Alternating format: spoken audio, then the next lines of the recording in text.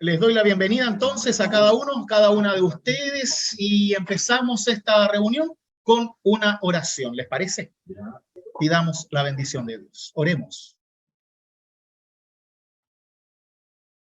Amado Dios, bendice tú nuestro hablar y nuestro escuchar con la fuerza poderosa de tu Santo Espíritu. Inspíranos y guíanos, de modo que aquello que vamos a estudiar hoy, tu santo sacramento del altar, pueda ser para nosotros ese aliciente que nos conduzca a Cristo y que a su vez nos dé a Cristo vivo para nuestra vida en este mundo y la vida eterna en el mundo venidero. Te lo pedimos en nombre de Cristo Jesús, nuestro Salvador. Amén.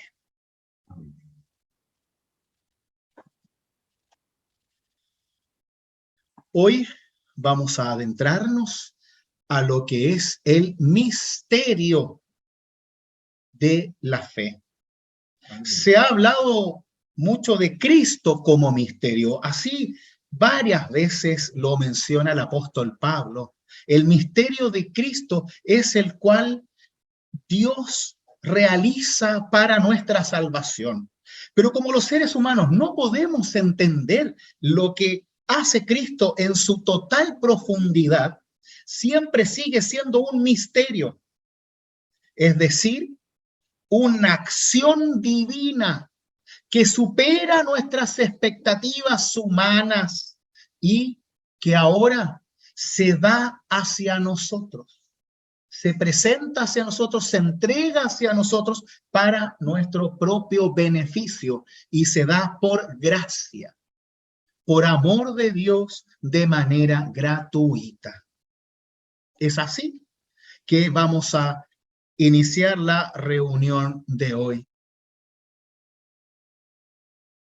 Estuvimos viendo lo que es el culto en cuanto a una conducción, a un camino que nos acerca a la realidad de Dios. Pues desde el reconocimiento de Dios como Dios trino en la invocación, somos guiados hacia la confesión de nuestros pecados, de modo que conozcamos a Dios desde el perdón. Una vez que recibimos ese perdón, damos gracias a Dios, dando gloria a Dios en las alturas, uniéndonos a todos los santos en el cielo y en la tierra, a todos los bautizados. Luego, esa sensación de sentirnos renovados por Dios nos hace necesitar la palabra, nos hace necesitar una guía para nuestras vidas, el bálsamo por el cual recibimos la buena noticia de Cristo. Esa buena noticia que nos hace creer de verdad que a pesar de nuestros pecados, Dios nos hace libres y nos salva. Pues así escuchamos las lecturas bíblicas, el Evangelio, y estudiamos el Evangelio mediante la predicación. Como comunidad, respondemos a la palabra predicada con la confesión de nuestra fe, con el credo apostólico o credo niceno constantinopolitano. Esa fe lo que dice es que creemos en lo que Cristo nos plantea a través del Evangelio. Y esa fe es de todos, no es del pastor, es de toda la iglesia en el mundo, no de la comunidad, de la iglesia en el mundo. Y desde allí es que con la confesión en el corazón es que nos ponemos en oración a Dios para que así nuestras plegarias sean escuchadas por Dios y Dios actúe como un bálsamo en nuestras vidas para que suavice nuestros desafíos, dolores y también interceda por nosotros ante nuestras necesidades, dándonos consuelo y esperanza. Es así como llegamos a la realidad de la paz como inicio de la liturgia eucarística. El culto inicia con la liturgia de entrada que contempla la invocación y la confesión. Luego la liturgia de la palabra que contempla lo que es la oración de colecta, la lectura de la palabra, la predicación, la confesión de la fe con el credo y la oración. Y ahora vemos que la liturgia eucarística inicia con el saludo de la paz. ¿Por qué? Porque el mismo Jesús dice, felices los que trabajan por la paz, porque serán llamados hijos de Dios. Es así que nosotros queremos ser hijos de Dios, no solamente a través del bautismo, sino a través de la paz compartida. Es decir, que nuestra filiación con Dios no sea como el hecho de tener un carnet que diga eres de Dios, sino que sea una actitud de vida. Y eso es lo que significa la paz para nosotros. Eso es lo que significa la paz compartida. Es por eso que cuando estamos deseándonos la paz en el culto, que es algo que ahora no podemos hacer por la pandemia, pero todos lo recordamos, en esa paz lo que hacemos es, primero que nada, compartir la paz de Dios, esa paz que Dios me da a mí como persona, como creyente. Y esa paz yo la comparto con el hermano, con la hermana. La paz viene del concepto shalom en hebreo. Ese concepto que no es solamente un decir que te vaya bien, sino que ese shalom es una paz integral. Es que todo lo bueno que te pueda pasar en la vida te suceda y que esa sea la voluntad de Dios. Que Dios obre de tal forma en tu vida que sientas paz. Que como siempre decimos, la paz no es la no guerra, no es lo contrario a la batalla, sino que es el hecho de tener una paz interior que no permita que ninguna batalla, ningún desafío, ningún obstáculo pueda ir en contra de esa paz. No significa quietud, ni pacifismo. No significa que yo esté tirado en mi cama sin hacer nada y eso es estar en paz. La paz se vive desde lo más profundo de nuestro ser a través de la fe y esa paz nos conduce sí o sí a desear la paz a los demás. No solamente en el culto, sino en la vida. Que mi vida sea paz para ti. Que yo sea un instrumento de la paz de Dios a través de Cristo. Para que así mi vida tenga sentido. Que yo no utilice la fe para guardármela como un tesoro, sino que sea esa misma paz que yo siento de tener a Dios en mi vida como un don maravilloso, no pueda hacer otra cosa que pretender buscar que tú sientas lo mismo. No que creas igual que yo, no que pienses igual que yo, es que puedas sentir la presencia de Dios en tu vida, a tu manera, a tu forma. Claramente que como comunidad vamos encontrando caminos que nos aunan y nos unen, pero el sentir la presencia de Dios en tu vida es algo único, único, y cada uno lo recibe de una manera única y lo practica de una manera única. Lo que sí es igual para todos y todas es que tenemos el desafío de hacer realidad esa paz en la vida de los demás. Si yo estoy demasiado feliz, abrazado de Dios, y hay personas a mi alrededor que no tienen la misma alegría, entonces mi paz es una paz personal y no de Dios. Es un autoengaño. Es algo que me lleva al quietismo, al enquilosamiento, a los huesos secos, como dice el profeta Isaías, al hecho de no tener carne. ¿Por qué? Porque ¿de qué me sirve la fe? ¿De qué me sirve recibir la paz de Dios si no voy a compartirla con los demás? Si no voy a hacer lo mismo que Dios hace conmigo. Es lo mismo que el perdón. Si yo recibo el perdón de Dios y realmente lo creo, no puedo hacer otra cosa que perdonar a otros. No puedo hacer otra cosa, porque si no perdono a otros de la misma forma en que Dios me perdona, ese perdón de Dios no significa nada para mí. Es un mal regalo, el cual yo abuso y no uso para bien. La paz es una herramienta de los cristianos y cristianas para comprometernos con el otro. Es por eso que cuando uno está en el proceso del culto y nos vamos preparando después de la predicación, después de la oración, para compartir la paz, yo debo buscar especialmente a la persona con la cual no tengo paz y desearle paz. Abrazarla y desearle paz. No es el momento para sentarse a conversar.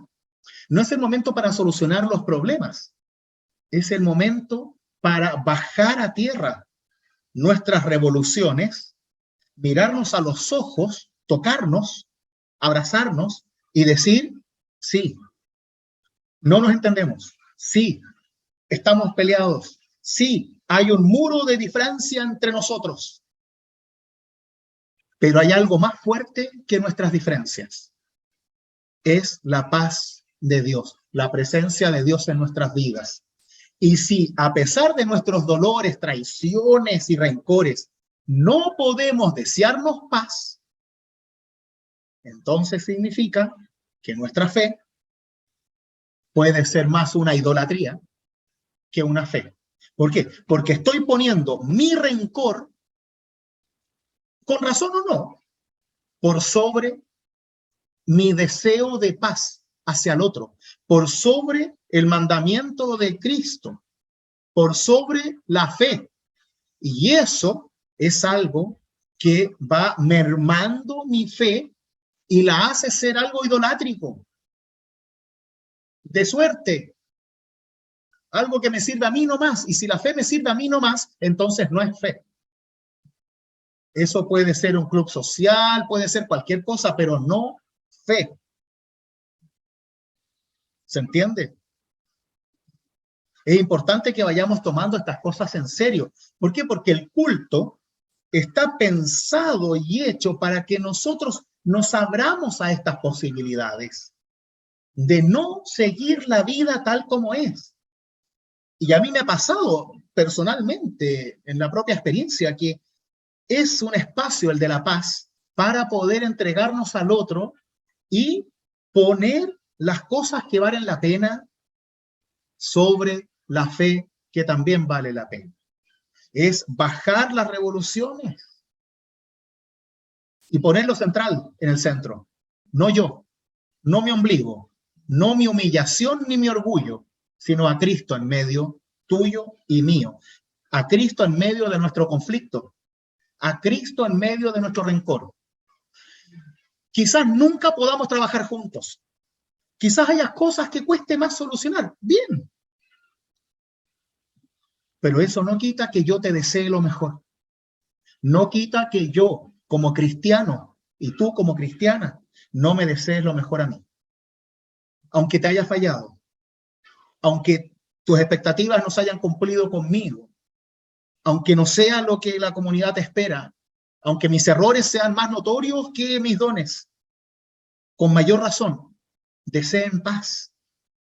Para que así, en el abrazo, en el beso santo, como dice Pablo, podamos desear tanto bien a los demás que ese deseo nos conduzca hacia la obra de bien a los demás. Que seamos buena noticia, que seamos buena noticia de paz y no de conflicto para el otro. Y vamos a ver que eso empieza a actuar dentro de nuestra fe.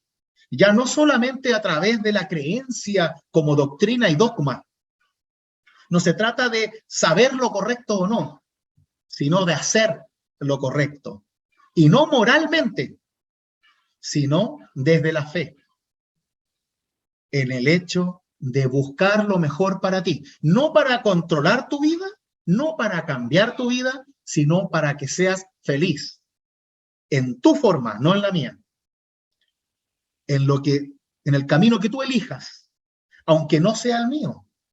Pero debo desearte esa paz porque creo firmemente que es lo que Dios quiere, que tú, que yo sea feliz, que seamos felices, que podamos vivir en paz y no en constante rencor entre nosotros. Repito, esto no significa que vamos a estar todos juntos de la mano cantando salmos. La vida no es así. Hay personas que pueden trabajar con uno, hay personas que no. Esto se trata de poner por encima de todas nuestras diferencias la verdadera fe que Dios nos da. Altura de miras, altura de fe. En donde yo no soy la vara que va a medir tus capacidades, tus dones, tus obras y tu fe, sino Cristo. Y Cristo nos manda hacia la paz, no hacia el rencor. ¿Y qué es lo que hace Cristo desde la cruz? En donde podría haber mandado maldiciones a medio mundo, Cristo pide perdón por sus acusadores, enjuiciadores y asesinos. Por eso a nosotros se nos pide que deseemos paz.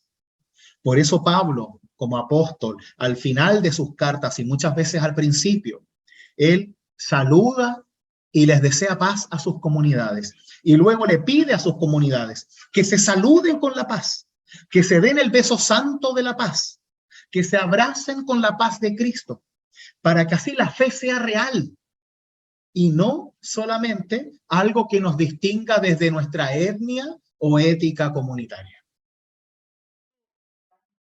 En toda liturgia, ¿no? La liturgia es un orden. Siempre está el peligro de la rutina, siempre está el peligro de la rutina en todo lo que hacemos en la iglesia y en todas partes, ¿no? El tema por eso es que uno tiene que tener muy en cuenta lo que las cosas, los momentos significan e implican en la vida de uno. Porque en el hecho de la paz no es solamente un buen deseo, sino el comprometerme con la paz del otro. No sé si se fijan, pero, bueno, no se van a acordar, pero yo en general cuando doy la paz, casi nunca se la doy al primero que tengo al frente, sino que busco a alguien primero, a alguien que sé que la necesita. Y a otros lo hago más rapidito. Hay algunos que ya paz, y a otros con apretón y todo, dependiendo de lo que yo sé que las personas van necesitando, ¿ya? Porque creo que hay una intencionalidad en la paz. Y me ha pasado varias veces en que tengo que buscar a personas que están enojadas conmigo, que no son pocas normalmente, y las busco para desearles paz, para que sepan que no es personal, que podemos estar en desacuerdo, pero que eso no hace diferencia en nuestra capacidad de amarnos desde la fe. Yo creo que pronto vamos a volver a saludarnos con la paz. Vamos a tener un momento ahí con la mascarilla voluntaria, y si es que no hemos muerto de aquí a noviembre, me imagino que vamos a volver a saludarnos. El problema es que nosotros somos demasiado cariñosos. Entonces ya no es solamente el abrazo, sino que es el beso. Y vamos a darnos besos por doquier y abrazos, y especialmente nosotros somos más cariñosos de lo normal. Entonces, claro, sí, pero dura poco, a la larga la gente me agarra igual y es así, porque somos también de piel. Entonces, por eso yo decidí también cortar de lleno con el tema de la paz, porque fuimos incapaces de hacerlo a distancia, porque era casi contrario a nuestra forma de ser. Es como cantar cumpleaños feliz sin la vela, ¿no? Es extraño. Entonces, a la larga creo yo que es mejor esperar hasta poder hacerlo bien. Y esa es la idea. Pero ya falta poco para que nos abracemos con la paz. Así que bueno, por eso es tan importante que tengamos claros estos conceptos, no para aprenderlos de memoria, para sentirlos. Y que yo tenga claridad como cristiano, como participante de la iglesia en el culto, como en este encuentro con Dios en comunidad que es el culto, que tenga muy en claro que cada cosa que yo hago tiene un sentido para mi fe y también para la fe de los demás. Y que sí importa, que sí hace la diferencia, que no da lo mismo si saludo o no saludo, si me levanto o no me levanto, si canto o no canto. No da lo mismo, porque es mi fe compartida en comunidad. Y me debe importar lo que sucede en el culto. Y ahí está el tema que tú mencionas, Berta, con lo que es la rutina. En muchas comunidades luteranas acá en Chile, no se realiza la Santa Cena todos los cultos, sino que una vez al mes, o 2 veces al mes como mucho. ¿Por qué? Porque se dice que se perdería el sentido si se hace mucho. Como se dice en chileno, se chacrea, ¿no? Perdería el sentido. Error garrafal. Garrafal. Si es por eso, entonces no hagamos culto todos los domingos. O sea, si nos preocupa la rutina, entonces juntémonos domingo por medio, hagamos uno en la playa, otro en el cerro, otro en la iglesia y uno en la calle, no sé, empecemos a buscar cosas. Yo tenía un pastor en Argentina que era un poco artista y él le pagaba a personas, actores, para que durante los cultos hicieran cosas raras, para desestabilizar la rutina de la comunidad y así como que siempre hay algo nuevo en el culto. Y es como, no, pero si tampoco es un juego. Lo hacía con la mejor intención, pero no va. Para mí, al menos yo soy convencido de que si uno se acerca al culto con fe, entonces no hay rutina, porque es tu actitud la que genera rutina, no la del culto. Es como yo entro al culto, ¿vengo a ser servido o vengo a servir? Actitud. Actitud, claro, continua. Yo llego al culto a participar y no a ser uno más. Llego a ser alguien importante en el culto, porque el culto no es del pastor, es de la comunidad. Y si canto, canto con ganas. Si oro, oro con ganas. Si confieso, confieso con ganas. Y escucho y medito y participo. Si yo simplemente estoy así y no hago nada, y lo único que estoy viendo es si el pastor es fome o no, o si me entretiene o no, o si está súper inspirado en el sermón hoy día o no, si yo solamente vengo a recibir, te vas a quedar dormido en el culto.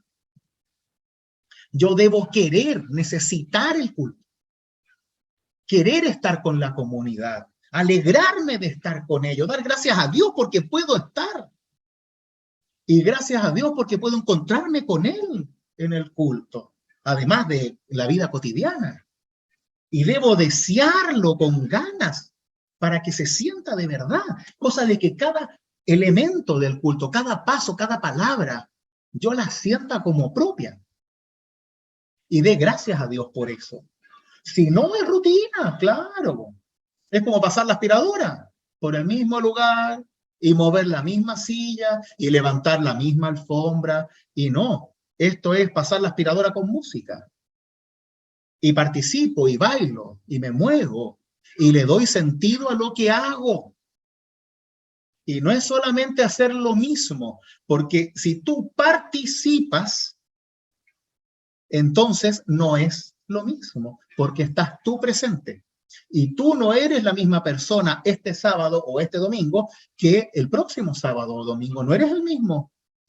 Has pasado por alegrías, por sufrimientos, por dudas. Y por ende, no puede ser lo mismo. Entonces, acá tiene que haber un compromiso personal muy importante en cómo yo participo del culto.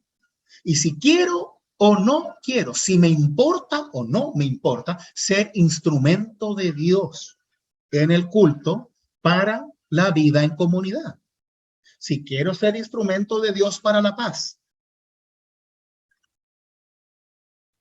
Entonces, uno lo ve desde el lado mío, ¿no? Como pastor, yo veo, y yo veo quién participa y quién no. Veo quién canta y quién no canta. Veo quién ora y quién no ora. Veo quién está viendo el celular y quién no. Veo quién está durmiendo y quién está despierto. Veo todo. Y cada cosa que veo es una puñalada en el estómago o en la yugular o en la cabeza y me da rabia y todo eso. Hay cosas que entiendo, hay cosas que no entiendo, hay cosas que me molestan, hay cosas que no tanto, pero a la larga, a mí lo que más me sucede es que me da pena que las personas no puedan aprovechar el culto que tenemos, que no es perfecto, claramente, pero es maravilloso, para mí al menos. Entonces, independiente que hay personas que pueden quedarse dormidas porque son mayores, está bien, pero ya cuando se hacen otras cosas es distinto, cuando no se está participando de verdad, es penoso, no por mí, porque yo no me lo tomo tan autocrítico, porque fome no soy, pero sí me da pena de que la persona no pueda aprovecharlo, que no haya entendido aún. Y yo empiezo a preguntarme, bueno, ¿qué hago entonces? ¿Qué hacemos para que realmente el culto le haga bien? Que no sea solo por estar, no, que te haga bien, que te haga mejor persona, que te haga mejor creyente, que te dé paz. Y ahí es cuando este concepto de paz que estamos viendo se hace real. Porque nos muestra una actitud constante, continua, de necesidad de Dios, de práctica de Dios, en donde todo lo que hago importa y debo quererlo. Ahí hay un tema de autoestima espiritual en comunidad, en donde hay muchos que creen que no saben nada, toda la generación esta como la Renate, que han estado toda la vida en la iglesia, y han hecho todas las cosas que se pueden hacer. Así la autoestima. Y tú las mandáis a hacer cualquier cosa que tenga que ver con doctrina, teología o algo así, no sé, o no saben. Cuando uno les pide orar, se ponen nerviosos. Ya han estado 70 años en la iglesia. Entonces, ahí hay algo que todavía hay que trabajar mucho, en donde nuestra función como creyentes, como cristianos, tiene algo para adentro y también algo para afuera, en donde servimos a la comunidad, en donde no somos pastores, claramente, pero después de tantos años, la Renate perfectamente puede hacer un culto, ¿no? O sea, si tampoco es tan difícil. Hay personas que pueden predicar, hay personas, o sea, si no hay que ser poeta para esto, hay que quererlo, hay que sentirlo nomás. Y no va a salir perfecto porque no tiene que ser perfecto, tiene que ser. Y eso es lo que debemos entender. No importa si somos cantantes de un coro o no, lo importante es que cantes con el corazón. Aunque sea bajito, no importa, no es una competencia. Lo importante es que lo hagas, que te hagas parte de la comunidad. No me sé la canción, no importa, canta lo que sea nomás. Si no es una nota, una prueba. O sea, necesito participar, esa es la idea. No estoy aquí para ver un partido de fútbol en donde me siento en la galería a ver qué es lo que pasa frente a mí. No, yo debo estar saltando en la galería con la barra. Debo querer estar participando, celebrar junto con los que están jugando a la pelota. Tengo que estar junto al pastor celebrando el culto para que me haga bien. Porque si soy solo un espectador y no un protagonista, esto es una fiesta en la cual no estoy invitado. La puedo ver desde la ventana. Si es para eso, me quedo en la casa. Es como me pasa a mí con los sermones leídos. Si a mí me leen un sermón, no, me voy a mi casa. O sea, mándamelo y lo leo yo en mi casa. ¿Para qué voy a ir a la iglesia si tú me vas a leer? No, háblame del corazón como corresponde. En el caso de alguien que se dedica a esto, ¿no? Si que mañana la Renate hace un sermón, bueno, lo podrá leer. Pero si estudiaste 7 años para hacer esto, no me vengáis a hacer un sermón leído, pues algo más podemos hacer, ¿no? Entonces, tenemos que poder sentir esta fe que nos llama a participar, a ser protagonistas del culto y no solo espectadores. Y por eso este momento de la paz es tan relevante.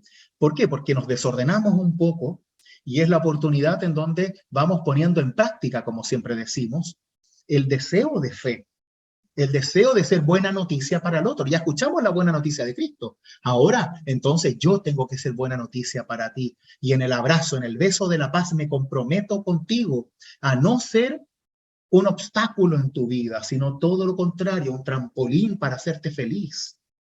Y quizás no lo hago bien, pero quiero hacerlo. Ese es mi deseo. Y si aprendemos a hacerlo con confianza en Dios, entonces Dios obra y hace de nosotros instrumentos de su paz. Y eso es lo que queremos, ¿o no? Si no, vivamos la fe entre cuatro paredes en la casa y listo, no necesitaríamos comunidad.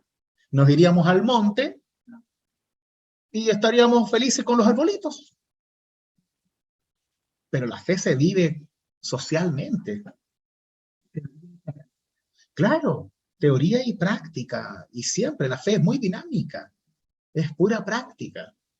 Por eso Jesús no era un teólogo como lo hacemos hoy día.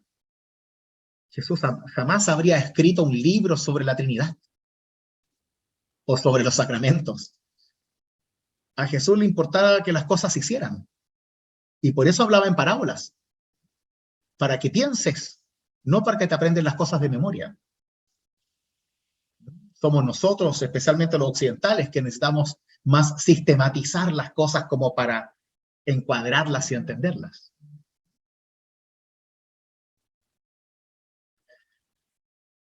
Bien, proseguimos. Así como una forma real y sensible de compartir nuestra fe con los hermanos y hermanas y con el compromiso de ser bendición en sus vidas, es que nos deseamos fraternalmente la paz del Señor y nos comprometemos con la paz que los prójimos necesitan. Vivan en paz unos con otros, dice Jesús en Marcos 9. Así el mismo apóstol Pablo nos dice, Cristo vino a proclamar la buena noticia de la paz. Paz para ustedes que estaban lejos y paz también para aquellos que estaban cerca. Los que están lejos de Dios, los que están cerca de Dios, los que están lejos de la comunidad y los que están cerca de la comunidad. Paz para todos, no para el que me cae bien. No es un signo de amistad, no nos engañemos. ¿Ya? Ese es el problema. Creemos que la paz es como el socio, ¿no? Ah, compadre, ¿ah? Y a mí siempre me vuelve loco cuando nos deseamos la paz y la gente, ¡oh, cómo estás! ¿Qué tal? ¡Qué bueno verte! No, no, es para desear paz, que te vaya bien, paz en tu vida, fuerza con lo que estás pasando. Sé que sufres o sé que estás alegre, te deseo paz y te abrazo como sello de ese compromiso de paz contigo. Una vez que termine el culto, ahí te pregunto cómo estás y qué necesitas y qué cosas, o te vi llorando, dime si puedo hacer algo por ti, o solo te abrazo y no digo nada, que muchas veces es lo más útil. Por eso el abrazo, el saludo de la paz es un saludo de compromiso cristiano, no de amistad.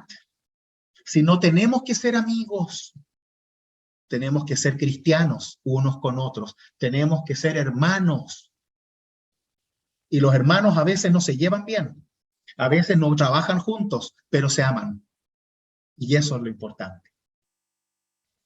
¿Ya? No confundamos la amistad y la buena onda con el deseo de paz y fraternidad cristiana, que son cosas distintas. Por eso muchas veces fallamos en nuestra forma de vivir la comunidad. Y yo soy uno de los que más falla en eso, porque yo siempre busqué, hasta que cometí todos los errores habidos y por haber, una comunidad en donde todos seamos amigos. Y a la larga fallé de tal forma en que hubo muchos quiebres en la comunidad porque entendimos mal la fraternidad con la amistad, en donde hay que darse cuenta en que como hermanos No tenemos que bailar juntos. Tenemos que amarnos. Porque cuando se transforma en una relación de amistad por sobre relación de fe, va a empezar a primar nuestras relaciones personales antes que nuestra capacidad de amor, perdón y cariño hacia el otro. Y pasa, porque si yo te fallo como cristiano, no es lo mismo que si yo te fallo como tu amigo. Porque al amigo puedes dejar de tenerlo de amigo y listo, tienes más amigos.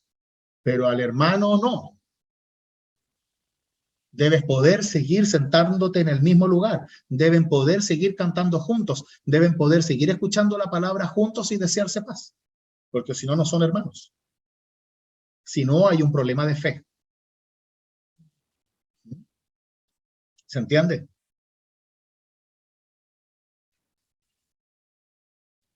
El culto cristiano es compromiso de paz, como decíamos. La paz recuerda el shalom hebreo que llega hasta nosotros desde los primeros creyentes de la época del Antiguo Testamento, que es el mejor deseo, un bien decir, ¿no? Eso significa bendecir, la bendición. Un desear bien que una persona puede desear a otra y el compromiso de hacerlo realidad por el amor de Dios. Y hay un montón de ejemplos en la Biblia que nos hablan de esta paz. Por ejemplo, la paz que envían los ángeles a los pastores en el anuncio del nacimiento de Cristo. Es la paz que Cristo envía a compartir a sus discípulos, ¿no? Vayan y estén en paz cuando predican, los manda a predicar, y que cuando entren a una casa digan paz a esta casa. La paz que Cristo entrega a sus discípulos en amor cuando les desea paz. La paz sea con ustedes, no como la da el mundo, ¿no? Como lo decía Bert. La paz que el apóstol Pablo desea una y otra vez a sus comunidades. La carta de Romanos, hay muchos saludos de paz, tanto al inicio, en la mitad, como al final. En la iglesia primitiva, los creyentes compartían el saludo de la paz con un beso santo, como dice el apóstol Pablo, y un abrazo fraterno, mostrando el cariño, afecto y compromiso de amor de hermanos, no amigos. No es de afinidad, es de compromiso de fe. Esta es la paz que heredamos, recibimos y la que deseamos a nuestros prójimos en amor, como una forma real y sensible de compartir nuestra fe con los hermanos y hermanas, y con el compromiso de ser bendición en sus vidas. Y así Jesús, resucitado, se apareció en medio de ellos y les dijo: la paz esté con ustedes. En el dolor ante la muerte de Cristo, cuando los discípulos estaban encerrados con las puertas trancadas, Jesús se aparece en medio de ellos y les dice: paz para ustedes. En el momento de dolor, de conflicto, Cristo busca paz entre los cristianos, se pone en medio de ellos para que ellos no estén en el medio, para que ninguno esté en el medio del conflicto, sino sea Cristo lo que está en medio nuestro. Entre tú y yo está Cristo, no nuestras afinidades ni nuestras expectativas. Cristo debe estar entre tú y yo, porque si no, vamos a fallarnos. Porque nuestras expectativas van a estar por sobre Cristo. Y si Cristo está en medio nuestro, entonces vamos a poder perdonarnos, comprendernos, empatizar uno con el otro. Si no, simplemente me fallaste o yo te fallé a ti. Así leemos en Primera de Pedro: salúdense los unos a los otros con un beso de amor fraternal. Que descienda la paz sobre todos ustedes, los que están unidos a Cristo Jesús. Hay muchos ejemplos en el texto bíblico, tanto en el Antiguo como en el Nuevo Testamento, sobre la paz. ¿Por qué? Porque la paz es una necesidad. Y como necesidad se hace presente entre nosotros gracias a la fe compartida entre los cristianos y cristianas. paz que recibimos de Dios y que compartimos como hermanos y hermanas.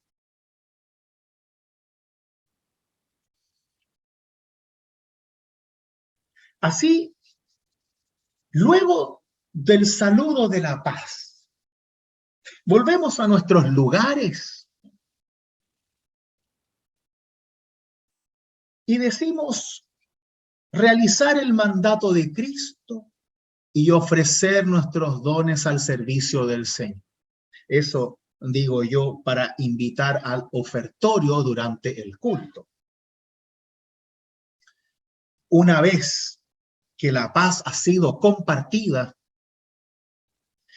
que el compromiso de fe los unos con los otros es algo claro. Ya la fe no es la confesión en el credo, ¿no? Esa confesión la decimos todos juntos, pero hacia Dios. Ahora la confesión es entre nosotros. Es una confesión de fe en paz. Es una confesión, es un compromiso mío contigo y con el otro hacia una vida en paz por la fe. Entonces, ahora que tenemos ese equilibrio, es que estamos listos para ofrecer a Dios. Dios nos da primero a través del perdón y la palabra, y ahora nosotros ofrecemos lo que somos y lo que tenemos a su servicio. En este momento, desde la antigüedad, se hacían las ofrendas. Las personas traían los frutos de la tierra. Entonces se traía el vino, se traía el pan, el trigo, los frutos de los árboles, verduras y también obras de algún artesano. Eso se ponía al servicio de Dios y la iglesia lo distribuía a los necesitados. Por eso se llama ofertorio, porque es lo que nosotros ofrecemos a Dios. Y el ofertorio se centra en el ofrecimiento del pan y el vino, pero antiguamente se ofrecían los otros dones de las personas de la comunidad. También en muchas iglesias en este momento se toma la colecta, ¿ya? Porque hoy en día, como trabajamos en distintas cosas, ya no se reciben los frutos de la tierra, digamos, sino que se comparte en algunos casos la ofrenda monetaria que nosotros hacemos al final del culto, pero este sería eventualmente el momento ideal para hacerlo, porque es en donde yo me comprometo y doy de lo mío al servicio de Dios a través de la iglesia. No lo hacemos de esa forma netamente por una cuestión práctica, ¿ya?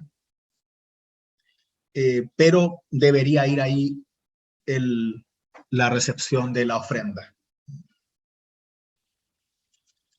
El apóstol Pablo en Colosenses nos dice: Dios los ha reconciliado en Cristo para que ustedes puedan presentarse delante de Él como una ofrenda santa, pura e irreprochable.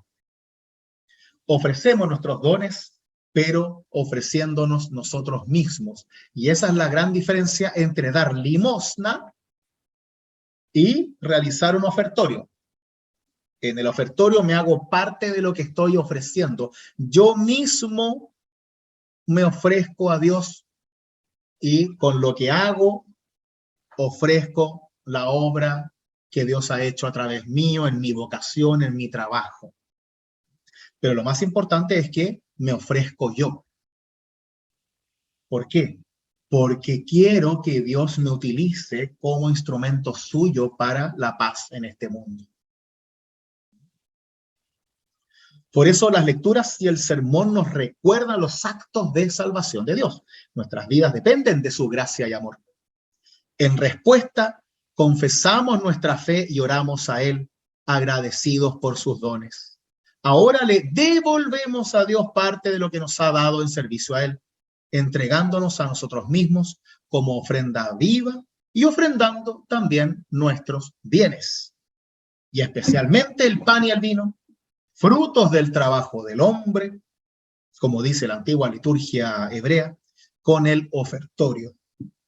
Mientras tanto, miramos ansiosos hacia la cena del Señor, la comunión, la única forma y especial que Dios eligió para hacerse realmente presente en nuestras vidas, deseando saciar nuestra hambre y sed de vida en este mundo y también de vida eterna.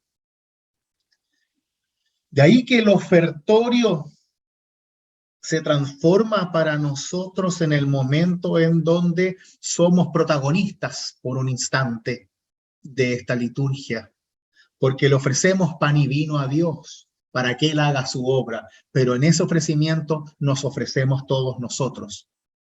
En la liturgia antigua, y también lo hemos hecho acá, el pan y el vino venían desde la entrada. En la entrada de la iglesia, como recordarán que estudiamos, se colocaba la pila bautismal.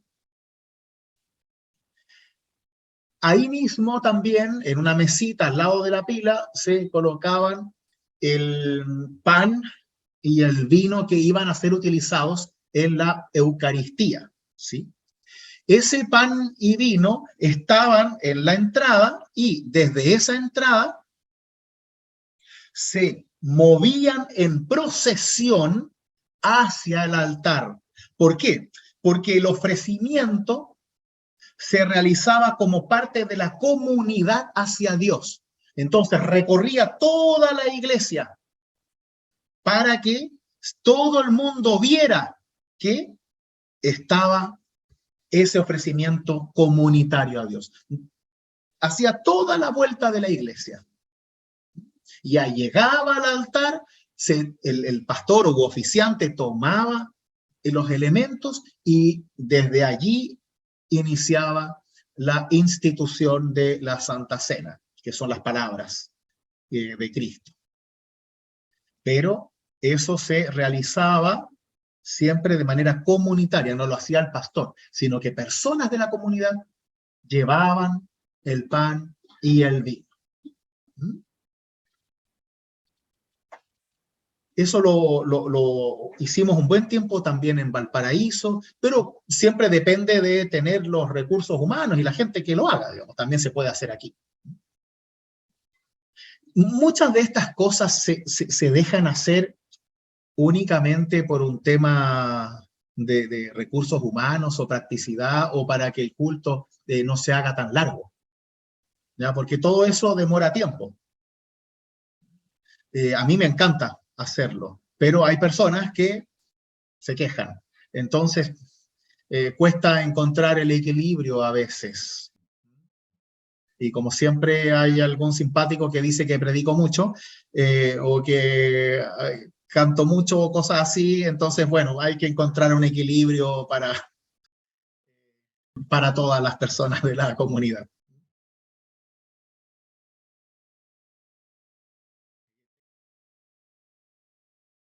El ofertorio tiene muchas canciones, formas de himnos.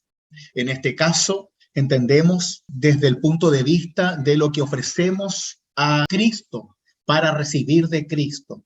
Este es el ofertorio que escribimos nosotros mismos como comunidad y dice: Cristo Jesús, venimos a ofrecerte pan y vino, cuerpo y sangre de tu amor. Cristo Jesús, transforma nuestras vidas, haznos fieles y oye nuestra voz. O si no, transforma nuestras vidas, haznos justos por gracia y tu perdón. En este sentido, lo que hacemos es unirnos como comunidad en este ofertorio. Desde la liturgia antigua se mueven los elementos del pan y el vino hacia el altar. En las liturgias más modernas, el pan y el vino ya están sobre el altar y lo que se hace es el desvelo. Sobre el pan y el vino está un velo. En la próxima reunión voy a explicar bien cada parte de la Santa Cena, cómo se llama cada cosa y todo eso. Pero por ahora solo se los cuento. En este sentido, nosotros tenemos primero un paño que se pone por debajo, que se llama corporal, porque sobre él va el cuerpo de Cristo. Está en el centro, hay una cruz. Sobre la cruz se pone el cáliz con el vino adentro. Luego Sobre el cáliz se pone el purificador, que es un paño vertical, que es para limpiar la copa. Después la palia, que es un cuadradito para paliar que no entre nada en la copa, para tapar la copa. Luego está la patena, que es el plato del pan de comunión.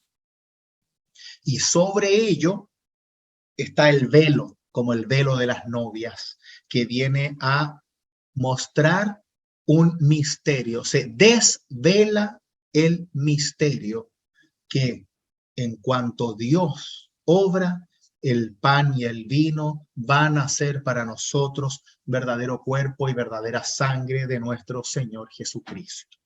Que el velo del templo era para separar el lugar santo del lugar santísimo en el templo de Jerusalén antiguo.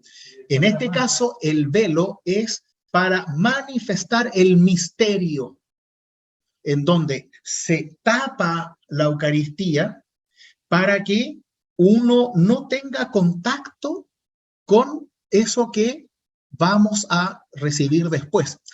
Es como tener un regalo envuelto.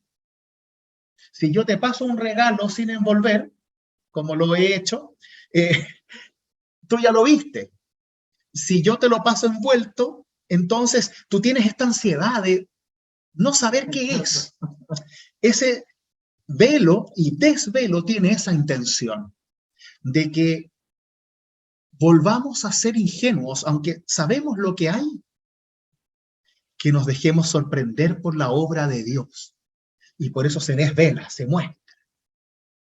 Y ahí empieza la Eucaristía.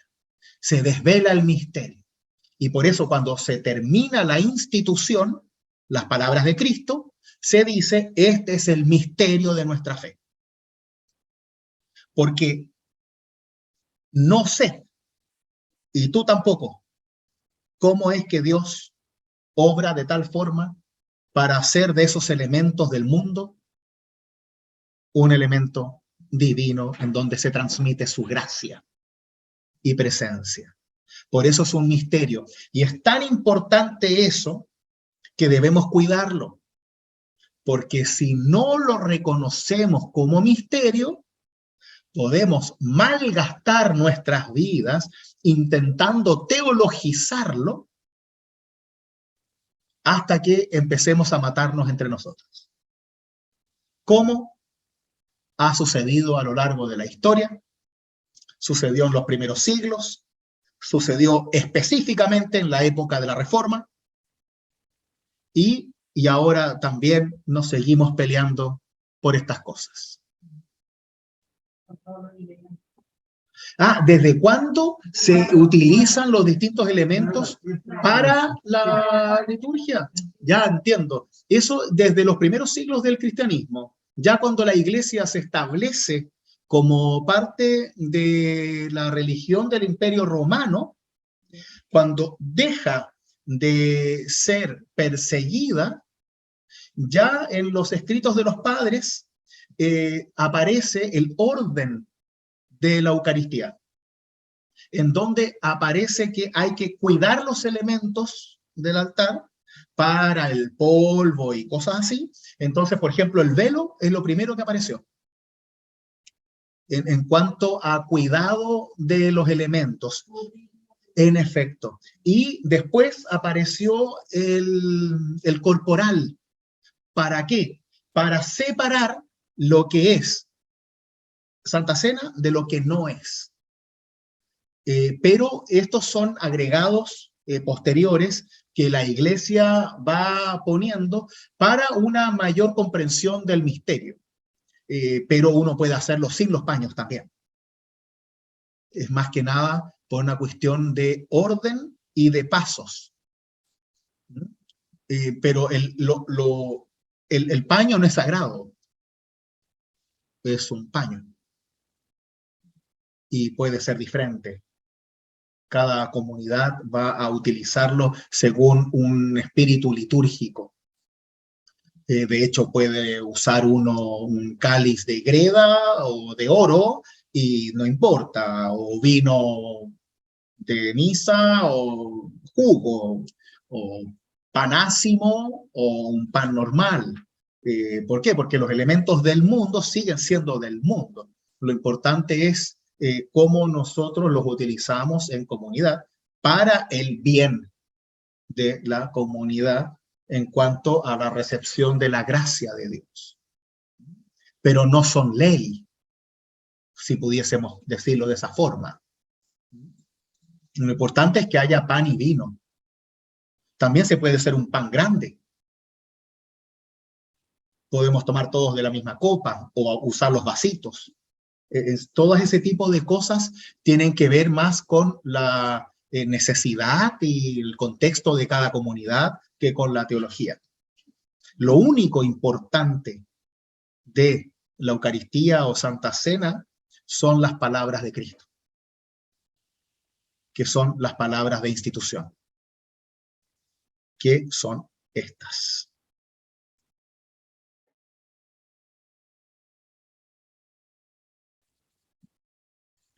Aquí vemos que el culto cristiano es obra de Dios. Es decir, que es Dios quien obra en este caso. Es Dios quien hace que el sacramento sea un sacramento. En el lado derecho les puse lo que es la liturgia del pastor. ¿Ya? Eso es lo que tengo yo ahí en mi liturgia, no lo ven ustedes. En este caso, del lado derecho es mi liturgia. ¿Sí? Luego del ofertorio, nosotros realizamos la epíclesis, que es la invocación del Espíritu Santo. Es decir, que pedimos al Espíritu Santo que se haga presente para que, al igual que en el bautismo, la presencia de Dios esté en el agua, ahora la presencia de Cristo esté en el pan y el vino. Entonces, uno pone las manos sobre los elementos en el sentido de imposición y decimos: Santo eres tú, Señor, fuente de toda santidad. Te pedimos ahora que santifiques estos dones de pan y vino con tu Espíritu Santo, de modo que sean para nosotros verdadero cuerpo y verdadera sangre de nuestro Señor Jesucristo. Este es el rito por el cual nosotros como creyentes vemos que está pasando algo, en donde, como una especie de bendición, cuando uno le pone las manos a alguien en forma de bendición, acá se establece sobre los elementos para pedir que Dios sobre. Es un gesto ritual que pide la obra de Dios.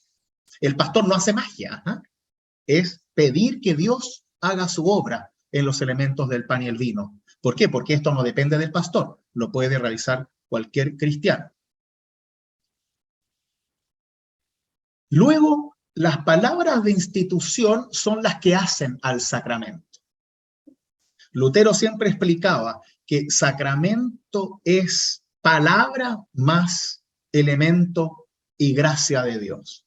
Es la palabra unida al elemento, en este caso la palabra de Dios, la palabra de Cristo, unida al pan y al vino por medio de la fe, por la cual se transmite la gracia de Dios. Eso es lo importante, que recibimos a Dios con ello.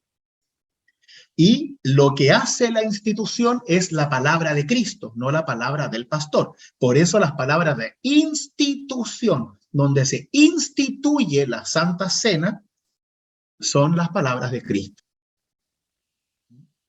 En este caso se utiliza la fórmula del apóstol Pablo en Primera de Corintios, porque es lo que tenemos más cercano de lo que sucedió en la última cena. Entonces así decimos: la noche en que fue entregado, nuestro Señor Jesús tomó pan, se muestra el pan, y habiendo dado gracias, lo partió y lo dio a sus discípulos diciendo: toman y coman, este es mi cuerpo que es dado por ustedes, hagan esto en memoria de mí.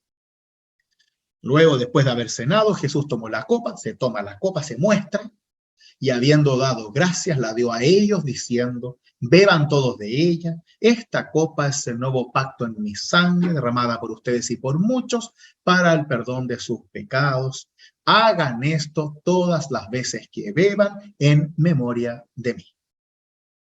Luego, el mismo apóstol dice: cada vez que comemos de este pan y bebemos de esta copa, proclamamos la muerte y resurrección de nuestro Señor Jesucristo hasta que Él vuelva en gloria. Esa es la parte bíblica que finaliza las palabras de institución. A la derecha está lo que aparece en la Confesión de Augsburgo, que es la confesión luterana al respecto de la Santa Cena, que se puede usar también en este caso, que es decir, con, bajo, en y alrededor de los elementos del pan y el vino, a los ojos de la fe, recibimos el verdadero cuerpo y la verdadera sangre de nuestro Señor Jesucristo, que nos fortalece. Y ahí uno cierra con un mensaje relativo a lo que se predicó. Finalizando la institución, dice: este es el misterio de nuestra fe. Y la comunidad responde: Cristo ha muerto, Cristo ha resucitado, Cristo vendrá de nuevo. ¿Por qué esa respuesta? Porque el misterio de Cristo es precisamente la resurrección y la segunda venida, de que Cristo reina. Entonces es muy importante que si recibimos la presencia de Cristo en el sacramento, entendamos que es Cristo vivo lo que recibimos y no solo un símbolo o un memorial. Por eso reconocemos la vida de Cristo, la muerte, la resurrección y que va a volver. Y eso lo hacemos todos juntos. Este tema de la Eucaristía es lo más difícil usualmente para ciertas espiritualidades, porque no todos reconocen la misma experiencia de fe al estar presentes en el sacramento. Y ahí entramos en un tema bastante conflictivo para muchos, especialmente en nuestro mundo. Tenemos tres formas usuales para entender el sacramento. Desde el catolicismo romano, en la misma época de la Reforma, al establecerse especialmente el luteranismo con la Santa Cena como el elemento más importante del culto, al menos para Lutero así lo era, aunque los luteranos digan que es la predicación, en realidad es la Santa Cena. La Iglesia Católica tuvo que comenzar a filosofar un poco sobre esto, y Lutero nunca le dio mucha importancia a la filosofía que había detrás de la Santa Cena. Cuerpo real de Cristo, sangre real de Cristo, y se acabó. ¿Cómo lo hace? Es problema de Dios. Acá lo importante es la fe de la persona y no que la teología escriba 80.000 libros sobre eso. Por eso Lutero nunca escribió al respecto. O sea, escribió mucho, pero no desde lo filosófico al respecto de la Eucaristía. Fueron los luteranos ortodoxos luego de la Reforma, después de la Guerra de los 30 años, en donde ya se estableció un tema más dogmático al respecto de la Eucaristía como tal. La Iglesia Católica en el Concilio de Trento estableció la transubstanciación, que significa que la substancia del pan y la substancia del vino se transforman en cuerpo y sangre de Cristo, lo cual significa que dejan de ser pan y deja de ser vino para ser única y exclusivamente y para siempre cuerpo y sangre de Cristo. Por eso los católicos tienen el sagrario, en donde se guarda el pan consagrado, porque ya no es pan, sino que es el cuerpo de Cristo real y carnal. Los ortodoxos también tienen la misma filosofía en ese sentido, y por eso en general, por ejemplo, si se cae un pedacito de pan, el sacerdote se tira al suelo y lo saca con la lengua, porque no lo puede tocar con las manos, porque es el cuerpo de Cristo. En el caso de la copa, lo que el vino que está en el cáliz, la sangre de Cristo, debe ser tomada entera, porque eso no se puede guardar.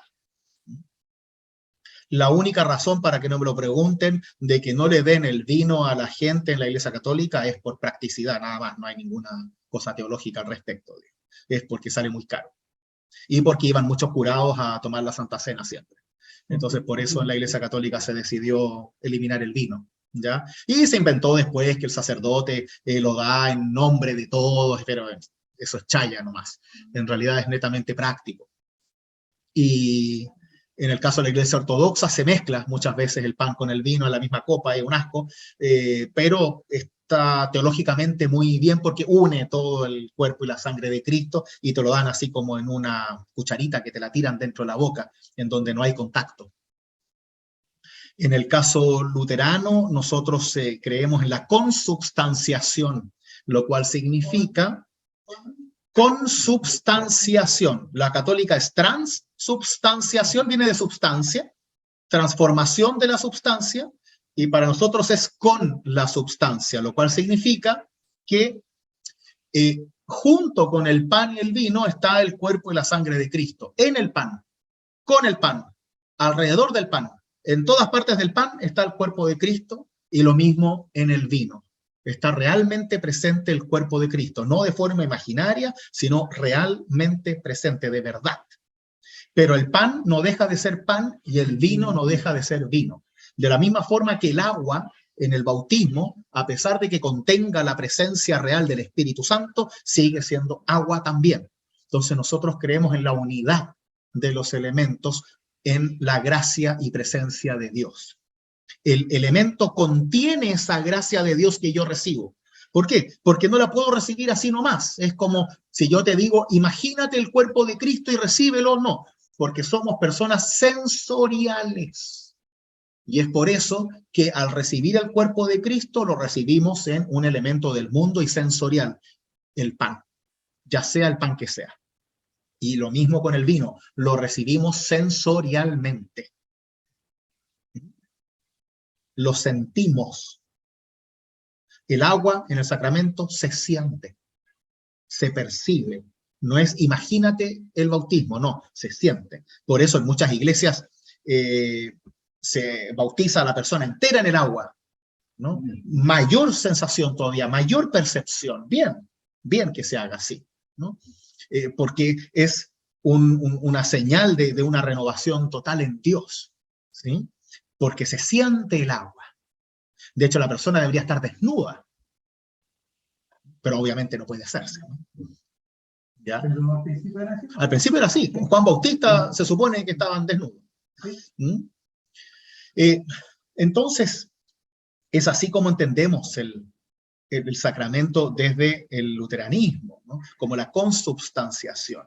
En el caso de la línea que viene de la Iglesia reformada o calvinista, con Zwinglio, Calvino y otros teólogos, se cree en el memorial, en donde el pan y el vino recuerdan la última cena de Jesús y simbolizan el cuerpo y la sangre de Cristo. El pan es pan, el vino es vino, y solo recordamos la última cena y no participamos realmente del cuerpo y la sangre, sino que lo recordamos. Es un recordatorio, un memorial. Esto se debe a las diferencias en cuanto a interpretación de las palabras de Cristo. ¿Sí? Vamos a ver rápidamente esto.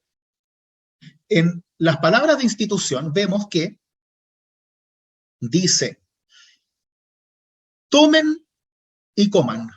Este es mi cuerpo que es dado por ustedes.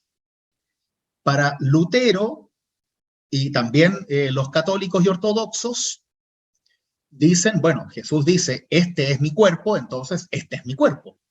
Y listo, es el cuerpo de Cristo, es la sangre de Cristo. No es que algo que parece ser o algo que quizás lo es o es para que lo simbolicen. No, es el cuerpo y la sangre de Cristo. ¿Sí? Acá dice, beban todos de ella, esta copa es el nuevo pacto en mi sangre, ¿no? Es mi sangre. Entonces, tanto luteranos como católicos y ortodoxos creemos que, independiente de la transubstanciación y consubstanciación, que es una cosa más filosófica que en realidad no tiene mucho sentido, para que nos saquemos los ojos con eso, ¿no? Es el cuerpo y la sangre de Cristo, es, de verdad. Pero los reformados con Zwinglio a la cabeza y Calvino después, dicen, sí, claro, pero Jesús dice, hagan esto en memoria de mí. Entonces, para ellos, en realidad, lo importante es que lo que hagamos, lo hagamos en memoria de Cristo. Entonces, no importa si eso no es el pan y el vino, el cuerpo y la sangre, sino que lo importante es que recordemos lo que hizo Cristo.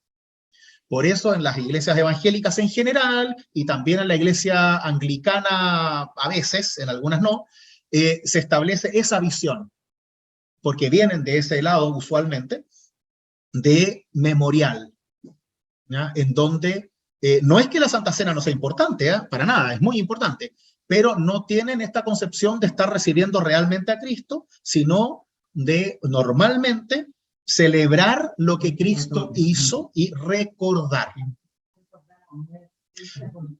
Claro, así es. Claro, claro. Entonces acá debemos entender como luteranos qué es lo que nos une en este ámbito.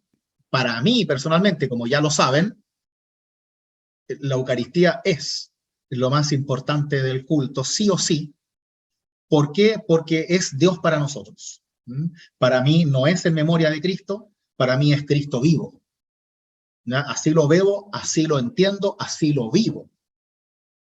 ¿Por qué? Porque es el único momento del culto en donde solo importa Dios y no nosotros. En donde el pastor no importa, en donde los pecados no importan, en donde las infidelidades no importan, en donde somos exactamente todos iguales al recibir a Cristo.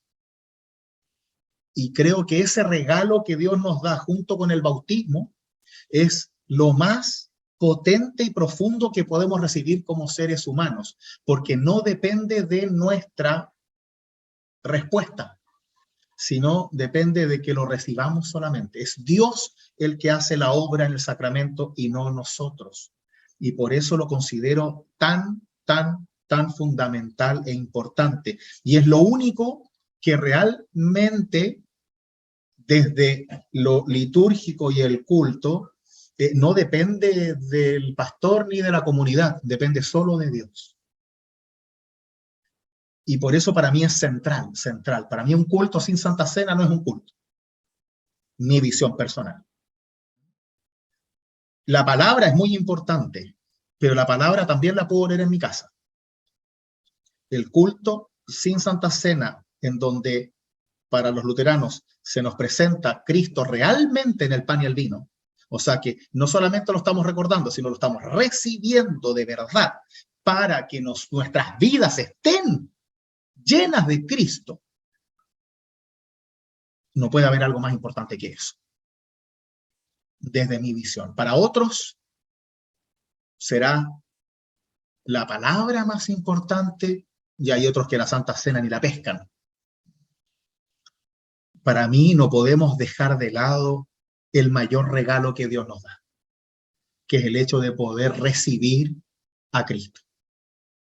Y yo sí creo firmemente en que lo que hacemos en memoria de Cristo, recordando lo que Él hizo por nosotros, es recibir su verdadero cuerpo y su verdadera sangre, que renuevan nuestra vida, que transforman nuestra vida, que nos acercan a Dios y que es aquello que yo creo obra en nosotros.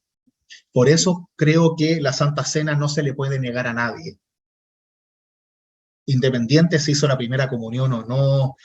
Para mí siempre debe estar bautizada la persona, pero así y todo no le puedo negar la Santa Cena a alguien. ¿Por qué? Porque no es mía, es de Dios. Y por ende, si Dios se da gratuitamente a nosotros, ¿quiénes somos nosotros para negarlo? Alguno podrá decir, pero es que la persona que está tomando la Santa Cena no cree eso.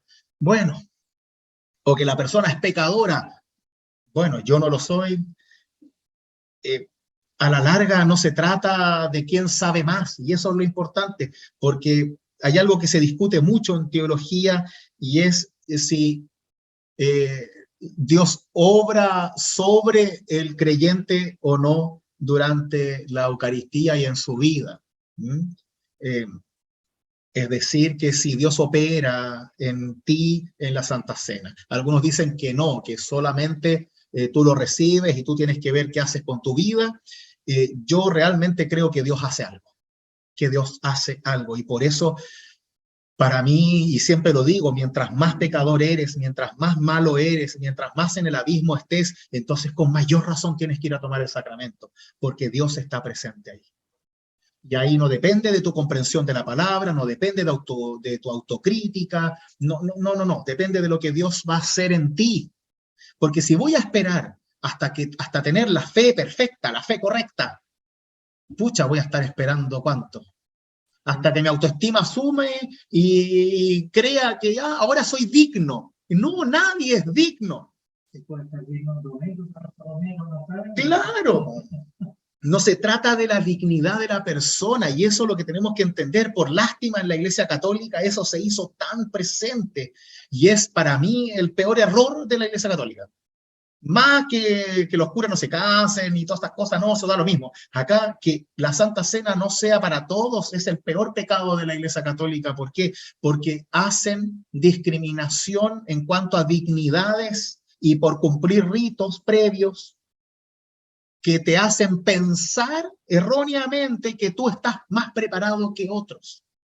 Claro, nosotros tenemos que hacer una confesión. El mismo apóstol Pablo lo dice, revísense antes de tomar la Santa Cena en 1 Corintios 11. Pero eso no implica que yo como pecador no vaya a tomarla junto contigo, que también eres pecador y pecadora. Porque no hay una competencia de dignidades. Seas quien seas, si necesitas de Dios, ahí está Dios para ti. Jesús, como siempre repito, hizo la última cena, y eso no lo podemos olvidar nunca, en la mesa de pecadores que lo traicionaron, lo negaron, se alejaron de él, se pelearon entre ellos, dudaron 1000 veces.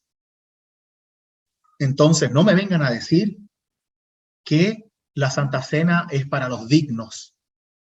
La Santa Cena es para los pecadores. Y listo. Si fuera para los dignos, entonces yo tampoco voy. Porque ¿quién es el que va a decidir quién es el digno? El pastor. Listo. Y al final va a terminar tomando la Santa Cena los que el pastor elija, como pasa en muchas comunidades. Y eso, yo espero jamás tener ese poder. Oro a Dios para jamás tener ese poder, porque sería lo peor que uno podría hacer como pastor, creo yo. Porque me hace juez de la fe de otras personas solo a través de rituales. Si se confesó o no, si se confirmó o no, si hizo la primera comunión o no, o si me cae bien o no a la larga, ¿no? O si se separó, si es infiel, si es malo, no importa. Yo no soy juez, soy el pastor. Yo estoy predicando la buena noticia, no las malas noticias. Y esto sigue siendo de Cristo, y por eso es tan importante esto. Por eso la Eucaristía es tan importante, porque nos acerca a Dios, no al pastor. Y nos acerca a una igualdad frente a Dios, en donde en la mesa de los pecadores también nos sentamos nosotros, los indignos, los pecadores, los que traicionan, los que dudan, los que se pelean, los que piensan distinto. Y uno podría ejercer el favor y la gracia de Dios en un poder contrario a los demás. Imagínense si yo como pastor, por ejemplo, que conozco a mi comunidad, diría, bueno, a ti no te doy la Santa Cena porque tú no crees que es el cuerpo y la sangre de Cristo. Tú crees que es un memorial. Entonces tú eres reformado, no eres luterano. Listo, chao. No, no podemos. ¿Por qué? Porque es Dios, no yo el que obra ahí. Yo ojalá, y lloro a Dios, para que la persona crea que es el cuerpo y la sangre de Cristo, para que le haga bien. Y listo. Para que tenga a Dios en su vida. Y listo. Pero yo no soy juez de la vida del otro, digamos, ni de la historia, pues si uno creció en esto, hay otros que no. Pues. Entonces, esto también tiene una espiritualidad personal. Lo importante ahí es que podamos vivir el sacramento en la presencia de Dios, en la vida en comunidad, y lo necesitemos, que vayamos al sacramento hambrientos y sedientos, en donde sea el cuerpo y la sangre de Cristo aquello que apague, que calme nuestra sed y hambre, tanto física como de justicia. Y por eso es tan importante. A veces el pastor puede hacer un sermón malo, puede no tener voz. A veces yo llego mal a la iglesia, a veces los fieles llegan peleados a la iglesia. Bueno, en el sacramento todo eso da lo mismo. Porque Dios está ahí presente y Dios obra. Y aunque no haya entendido nada, aunque esté en duda, no importa.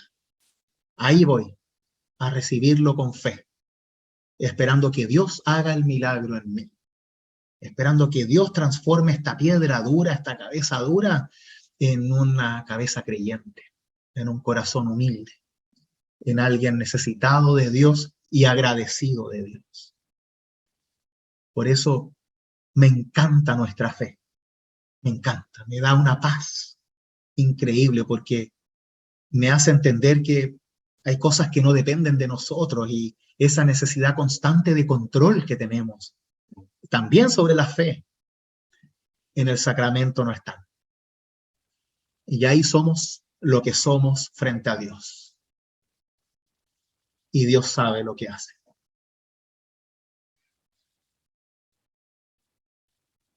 Así, queridos míos, queridas mías, este es nuestro primer acercamiento a la Eucaristía. Nuestro primer acercamiento hacia la Santa Cena. Próxima semana vamos a compartir más un poco de teología al respecto. Vamos a leer un poco más también y así poder comprender las implicancias de esto que es la presencia real de Dios entre nosotros. Si gustan, puedo enviarles material para lectura y podemos ir después conversando la próxima semana. ¿Les parece? Muy bien. ¿Alguna pregunta, comentario, duda?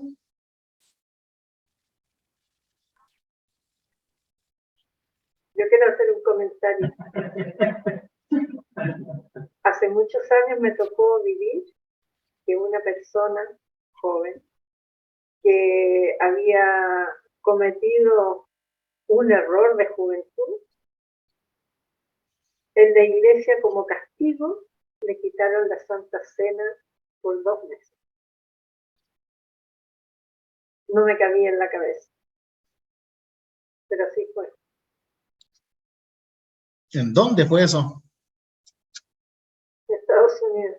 Ah, sí, pues. Sí, yo me acuerdo cuando estábamos en el grupo de jóvenes acá en la iglesia y yo llevaba a la gente del grupo, teníamos un grupo grande de jóvenes y solo se le podía dar la Santa Cena a los que estaban confirmados. Entonces el grupo de 30 chicos íbamos 5 con suerte a tomar la Santa Cena y el resto se quedaba sentado. Y era el mensaje era muy malo. ¿Por qué? Porque uno podría pensar, bueno, eso los va a motivar para que se confirmen. Pero a la larga solo muestra distinciones dentro de aquello donde no debería haber. Si ya tenemos distinciones para todo, bueno, más encima en la iglesia, ¿no? Pero así era en nuestro tiempo. Claro, claro, lo sé, lo sé. Por eso me peleé con todos los pastores habidos y por haber hasta que lo cambiamos. Pero no a todas las iglesias le están dando a los niños, por ejemplo. No, aquí nomás. Pero ya conquistaremos el mundo con el amor de Dios, no con las armas. Ah, ok. ¿Y se ¿Habrá celebra? alguno que podrá decirte, alguna comunidad o pastor que te podrá decir, mira, acá no se la damos a los niños o acá exigimos la confirmación, no sé, cosas prácticas? Pero Ya. en todas, toda iglesia luterana, la Santa Cena es el cuerpo y la sangre real de Cristo. Por eso puse en la parte de la derecha, cuando se termina la institución, lo que dice el apóstol Pablo y lo que dice la confesión luterana, ¿no? En, con, bajo y alrededor de los elementos del pan y el vino, a los ojos de la fe recibimos el verdadero cuerpo y la verdadera sangre de nuestro Señor Jesucristo. Eso es lo que aparece en las confesiones y eso es lo que dice la Iglesia Luterana en el mundo. Tú en la Iglesia Luterana puedes dudar de cualquier cosa, menos de eso. De acuerdo. ¿Y se celebra en todos los domingos la celebración dominical? En La nuestra consagración. iglesia sí, en otras iglesias 2 veces al mes, más o menos, dependiendo. Mientras tú más al sur te vayas, ¿Ya? por alguna razón son distintos y ellos lo hacen 1 vez al mes, puede ser, o 2 veces al mes, dependiendo. Yo había dicho antes, no sé si lo escuchaste, ¿no? Que en algunas partes se mal cree que si uno lo hace siempre, vas a hacerlo rutinario y se chacrea el significado. Pero en realidad yo he podido comprobar fehacientemente que eso no tiene nada que ver. La única forma en que la Santa Cena se transforme en algo rutinario y sin sentido es cuando se hace mal. Sí. Pero si en una iglesia se vive la Eucaristía como se debe vivir, tomándose el tiempo para hacerlo, la cercanía, usando elementos de verdad y realmente educando al respecto, entonces esto se vive de verdad. Aquí en nuestra comunidad lloramos en la Santa Cena, nos emocionamos y nadie está apurado, nadie se quiere ir. Esto es un momento único y especial y se hace siempre. Y si tenemos 4 cultos el fin de semana, en los 4 cultos se hace la Santa Cena y vamos todos. Y es algo que paraliza nuestro corazón y que da vida a todo lo que somos, al menos así lo vivimos. De hecho, es muy distinto ahora que no nos tomamos las manos, porque antes nos tomábamos las manos también y nos movíamos y era como algo de entrega total y de recepción total. Hoy en día ponemos las manitos así como recepción del envío de Dios, pero es muy importante para nosotros. Sí, somos personas emocionales, sensoriales y la Santa Cena, si se llega a transformar en algo rutinario, es simplemente porque hay algo que hicimos muy mal o normalmente, al menos yo soy autocrítico y crítico de mi profesión, para mí es culpa de los pastores, claramente. Hay alguien ahí que no hizo bien el trabajo o que simplemente no toma la Santa Cena con la seriedad que al menos yo creo hay que darle.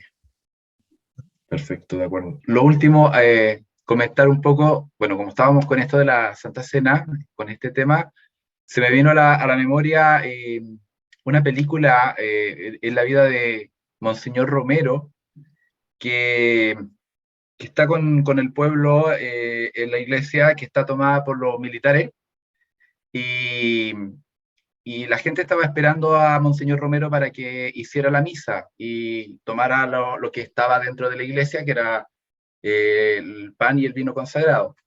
Entonces los militares disparan contra el altar, contra el sagrario y rompen todo, y cae el pan, cae todo, y todo el pueblo desarmado, sin armas. Y Monseñor Romero se va, en vista de eso se va, y después vuelve.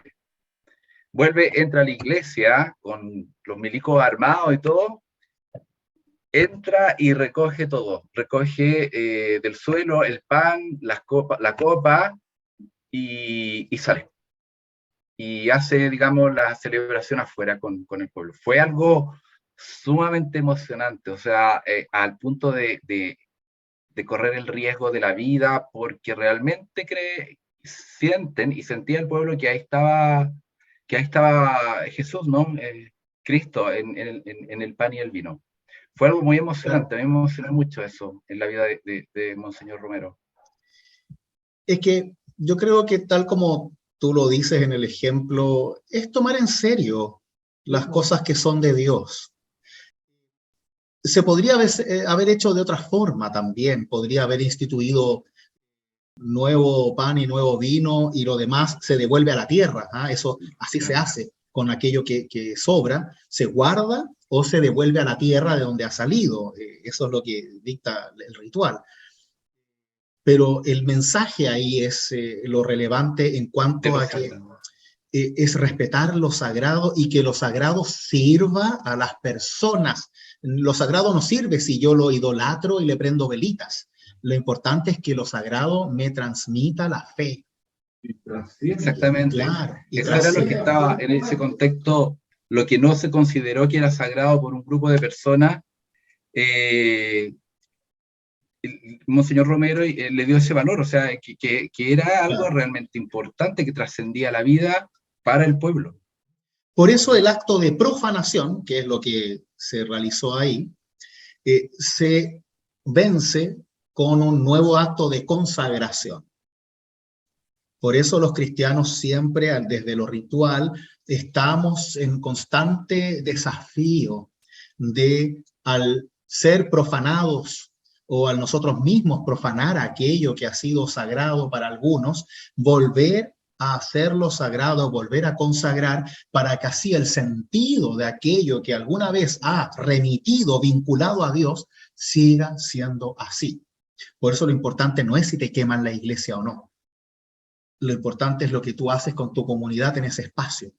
Puedes hacer un parque ahí, pero tiene que estar dedicado a Dios. Tiene que haber algo ahí que siga vinculándote con Dios, que es el aspecto más importante de aquello que es sagrado. No es rendirle culto, es que te conduzca a Dios. Así que sí, la Santa Cena en ese sentido es algo muy, muy, muy importante. En nuestro lado, como protestantes, han habido muchos problemas al respecto porque se ha chacreado bastante eso. En general hay mucho tema en esto del símbolo o no y de la presencia real o no, o para no parecerse a los católicos. Siempre hay personas que terminan por quitarle sentido o sacralidad a la Eucaristía. Yo me acuerdo una vez en Argentina, yo colaboraba en una iglesia y me acuerdo vívidamente que después del culto, lo más simpático después del culto para los colaboradores era que nos juntábamos en la sacristía, en la oficina del pastor, a tomarnos el vino con el pan. Y era como el que llegaba primero, tomaba primero. Era una locura y yo reclamé toda mi vida contra eso y decía, pero ¿por qué están haciendo eso? Sí, está bien, hay que comérselo y hay que tomárselo, pero hagámoslo bien. No le vamos a echar mantequilla al pan, o sea, no, y hay muchas personas que para no hacer algo tan ritual, terminan profanando aquello que es sagrado para los cristianos. Y yo en ese sentido soy bastante radical. No puede ser que algo durante un ratito sea algo que te vincule a Dios y 15 minutos después se transforme en un completo, en un churrasco o en un salud. A mí si alguien me hace salud con la copa de la Santa Cena, se va de coscacho. No se hace. Claro, no se hace. No, tú no puedes profanar aquello que ha sido sagrado, porque es ahí cuando el culto deja de tener sentido. La misa deja de tener sentido alguno. Si tú después de 15 minutos, de media hora, aquello que te vinculaba con Dios, de pronto te vincula con el hambre, entonces no, es romper todo. Es lo mismo que hacemos con la palabra. O sea, si en un momento entendemos la palabra de Dios para que guíe nuestras vidas y en otro simplemente decimos que son puras mentiras, entonces no, ahí vamos perdiendo la fe. Es no perder el sentido de lo sagrado, de la sacralidad de eso, Sí. ¿no? Eso es lo que vimos durante las primeras 5 reuniones aquí de confirmación. Sí, Muy importante. Uh-huh. Muy bien, queridos, queridas. Ha sido un placer una vez más. Próxima semana continuamos con el sacramento, que es muy, muy importante. Vamos a ver lo que es el sacramento mismo, cómo se entiende el sacramento desde lo teológico, doctrinal, y también a qué responde cada elemento y cómo lo vivimos, ¿ya? Así que no se lo pierdan. Misma hora, mismo canal. Los invito a tener un momento de oración. Oremos.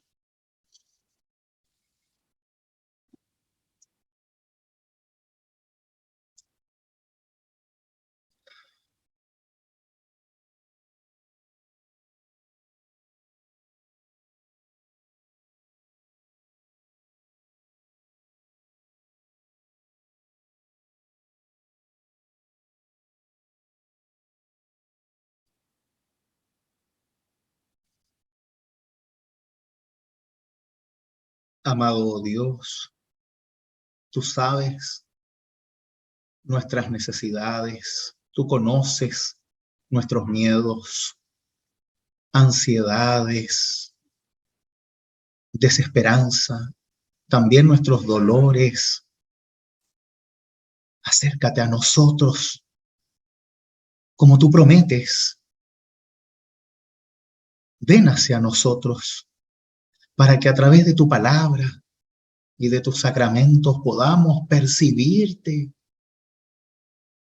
darte nuestras vidas, confiar en ti y así estar unidos de tal forma a ti que podamos vivir con tus mandamientos y sobre todo con tu amor y tu paz. Habita en nosotros, haz tu morada en cada uno y cada una, para que seamos instrumentos de tu paz, para que podamos aprovechar con todo lo que somos y tenemos cada oportunidad de recibirte en palabra y sacramento, para que podamos vivir cada celebración, cada culto, misa, ritual, de modo que estemos en constante vínculo contigo, cercanía contigo, y así, en tu presencia, sintiéndote en nuestra piel, vivamos para siempre contigo y que en Cristo tengamos vida eterna. Quédate ahora con nosotros y guíanos hacia el cumplimiento de tu voluntad. Todo esto te lo pedimos, Señor, en nombre de tu Hijo Jesús, con aquellas palabras que Él nos enseñó. Padre nuestro que estás en los cielos, santificado sea tu nombre. Venga a nosotros tu reino. Hágase tu voluntad, así en la tierra como en el cielo. El pan nuestro de cada día, dánoslo hoy. Y perdona nuestras deudas, así como nosotros perdonamos a nuestros deudores. Y no nos dejes caer en la tentación, mas líbranos del mal, porque tuyo es el reino, el poder y la gloria, por los siglos de los siglos. Amén. Que la bendición de Dios, que es Padre, Hijo y Espíritu Santo, los conserve en la fe ahora y siempre. Amén.